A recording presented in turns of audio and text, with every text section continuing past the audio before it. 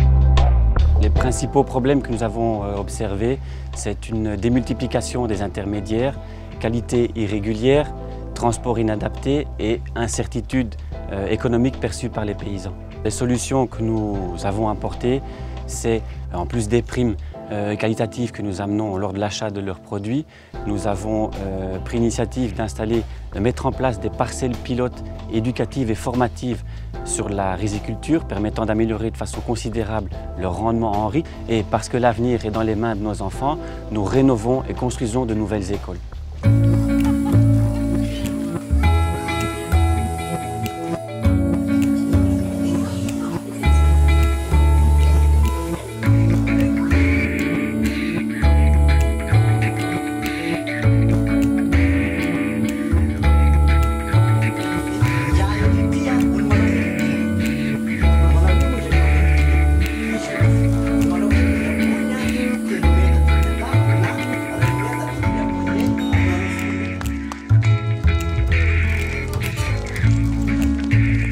Les façades intéressantes de la vanille, c'est surtout une note tabassée, presque tonka, une note fumée, légèrement boisée, cuirée.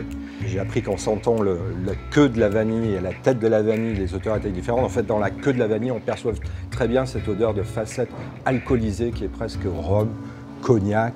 Et ça, c'est une note qui est très intéressante dans les accords fruités. Moi, ce qui m'a frappé dans cette filière vanille, c'est de voir le niveau d'expertise qui existe à tous les stades de la fabrication. Le paysan qui fertilise la fleur manuellement une par une, mais surtout ici, les trieuses qui journalièrement utilisent leurs trois sens, la vue, le toucher et surtout l'odorat, pour sélectionner les gousses, éliminer les gousses qui ne sont pas adéquates et qui ne permettent pas d'atteindre une maturité et de donner une qualité intéressante.